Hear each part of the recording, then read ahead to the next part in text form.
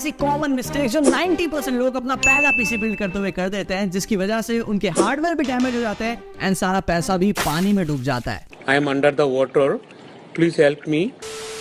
So alright guys, welcome back to our YouTube channel। आज की इस वीडियो में आपको 5 ऐसी गलतियां बताने वाला हूँ जो कि हर एक बिगिनर कर देता है अपना पीसी बिल्ड करते हुए, जिसकी वजह से उसके हार्डवेयर जैसे कि CPU एंड मदरबोर्ड डैमेज हो जाता है। बट मैं आपसे वादा करता हूँ ये वीडियो पूरी देखने के बाद आप अपना गेमिंग पीसी बहुत ही इजीली बिल्ड कर लेंगे। वैसे तो ये पांचों पीसी बिल्डिंग मिस्टेक्स बहुत ज्यादा ध्यान देने वाली है, लेकिन यहाँ पे जो 4th और 5th मिस्टेक है, अगर आपने वो स्किप कर दी तो आप अपने हार्डवेयर को इंटरनली डैमेज कर बैठोगे, जैसे CPU हो गया और मदरबोर्ड हो गया।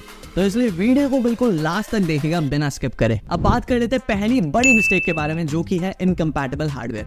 अब इसमें क्या है, जब भी आप अपने पीसी का कोई पार्ट सेलेक्ट कर रहे हो, जैसे कि आप कोई CPU सेलेक्ट कर रहे हो, तो उसके लिए आपको पहले मदरबोर्ड को अच्छे से चेकआउट कर लेना है कि क्या ये कंपैटिबल रहेगा या नहीं, क्योंकि वही मदरबोर्ड भी बहुत टाइप के आते हैं, अलग अलग सॉकेट्स में आता है एंड इवन उसमें ये चीजें भी होती है कि कौन सा DDR वर्जन सूटेबल रहेगा, DDR2, DDR3, DDR4, DDR5, क्योंकि आजकल बहुत टाइप की रैम्स आ चुकी है। तो अगर आप कोई गलत मदरबोर्ड ले लेते हो और उसके साथ दूसरी रैम पेयर अप करते हो तो फायदा बिल्कुल भी नहीं होने वाला एंड इवन वो रन भी नहीं करेगा।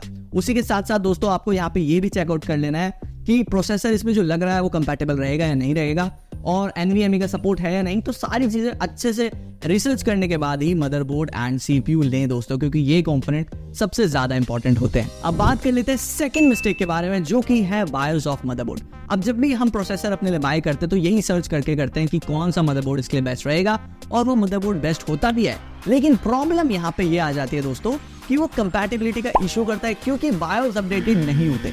तो आपको ये जरूर से चेकआउट कर लेना है जहां से भी आप बाय कर रहे होंगे कि इसकी बायोस अपडेटेड है भी या नहीं। तो आप ये कैसे चेकआउट कर सकते हो, जिस सेलर से आप ले रहे हो आप उससे पूछ सकते हो कि ये मैं प्रोसेसर इसके साथ पेयर अप करने वाला हूं, तो आप मुझे बता दीजिए कि इसके बायोस अपडेटेड हैं या नहीं। और अगर आप Amazon से बाय कर रहे हो तो वहां पे आप Q&A सेशन में देखेंगे, वहां पे ऑलरेडी बहुत लोगों ने क्वेश्चंस पूछे हुए होंगे, तो आप वहां से भी चेकआउट कर सकते हो और लेटेस्ट क्वेश्चन का आंसर देखना कि बायोस अपडेटेड है या नहीं, तो ही जाके आप उस मदरबोर्ड को परचेज करना।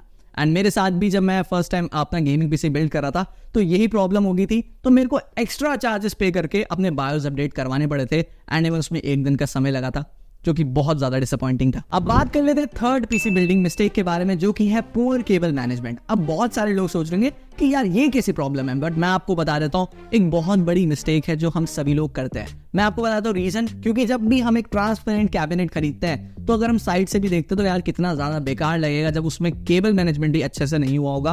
और दूसरी चीज ये कि भाई ये कहीं ना कहीं हीटिंग इश्यूज को डेवलप करता है, जिससे शॉर्ट सर्किट होने का भी खतरा रहता है। तो भाई वायर को अच्छे से मैनेज करेंगे, वो कैसे कर सकते हो, एक बड़े साइज का कैबिनेट लेके आप अच्छे से वायर्स को मैनेज कर सकते हो। अब यहाँ आती है बहुत ज्यादा ध्यान देने वाली मिस्टेक्स। अब बात कर लेते हैं फोर्थ मिस्टेक के बारे में, जो कि है इंस्टॉलिंग द CPU ROM। अब जो बिगिनर्स होते हैं वो अपने प्रोसेसर को मदरबोर्ड में जबरदस्ती लगाने की कोशिश करते हैं, प्रेस करते हैं, जिस वजह से जो पिन्स होती हैं प्रोसेसर की वो मुड़ जाती है एंड प्रोसेसर और मदरबोर्ड दोनों ही खराब हो जाते हैं। एंड आपको पता ही है कि भाई प्रोसेसर कितना ज्यादा कॉस्टली आता है। तो भाई मैं अब आपको बताने वाला हूं कि आप इस मिस्टेक से कैसे बच सकते हैं। सबसे पहले जो प्रोसेसर होगा उसके कॉर्नर में आपको एक छोटा सा एरो दिखेगा, और वैसे ही एरो आपको मदरबोर्ड में भी दिखेगा। तो बस दोनों को मैच करते हुए एकदम आराम से आपको उसके ऊपर रख देना है और प्रेस वगैरह कुछ नहीं करना, वो ऑटोमेटिकली एडजस्ट हो जाएगा और आपका प्रोसेसर सक्सेसफुली मदरबोर्ड के साथ माउंट हो जाएगा। अब बात कर लेते हैं रैम की। भाई रैम में भी एक बहुत ही तगड़ा सीक्वेंस होता है जिसको आपको बिल्कुल ध्यान से करना है,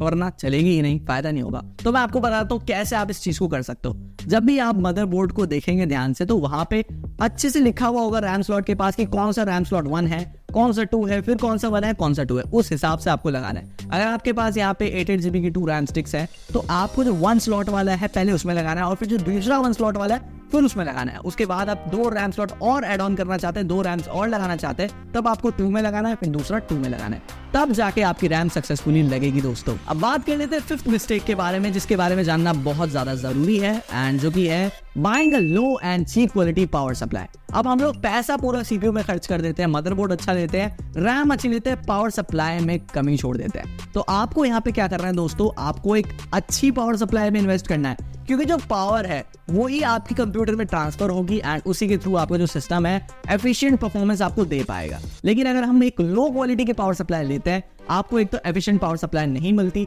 दूसरी चीज ये कि बहुत ज्यादा हीटिंग इश्यूज आपको देखने पड़ते हैं, एंड तीसरी चीज ये कि ये हार्डवेयर पे भी कहीं ना कहीं डैमेज करता है। बेकार है भैया, मैं तो टूट गया मैं तो। अब मैं यहाँ पे आपको पावर सप्लाई के 3 शानदार ब्रांड सजेस्ट करना चाहूंगा। सबसे पहले है कॉर्सेर का, फिर आता है आपका यहाँ पे कूलर मास्टर का, एंड फिर आता है एंटेक का। आप इन तीनों में से किसी भी ब्रांड के साथ जा सकते हो जब भी आप पावर सप्लाई लेने का सोचो तो ये थी पीसी बिल्डिंग की 5 कॉमन मिस्टेक्स। बट अगर आपको अभी भी कंपोनेंट सेलेक्ट करते हुए दिक्कत हो रही है कि भाई समझ नहीं आ रहा कौन सा कंपोनेंट सेलेक्ट करना चाहिए, तो हम यहाँ पे अपने चैनल में पीसी बिल्डिंग की पूरी प्लेलिस्ट निकाल रहे हैं, जिसमें आपको बताएंगे कैसे कैसे आप पीसी बिल्ड कर सकते हो अलग अलग बजट सेगमेंट्स में। तो इस चीज के लिए आपको चैनल को सब्सक्राइब करना पड़ेगा ताकि आपको ये वीडियो एकदम टाइम पे मिल सके। वैसे अगर आपको भी एक पीसी बिल्ड करना है 30,000 के बजट सेगमेंट में, जिसमें GTA 5 जैसा गेम स्मूथली 60 FPS में चल सके, तो आप इस वीडियो को जरूर से देखें। तब तक के लिए गुड बाय, जय श्री राम।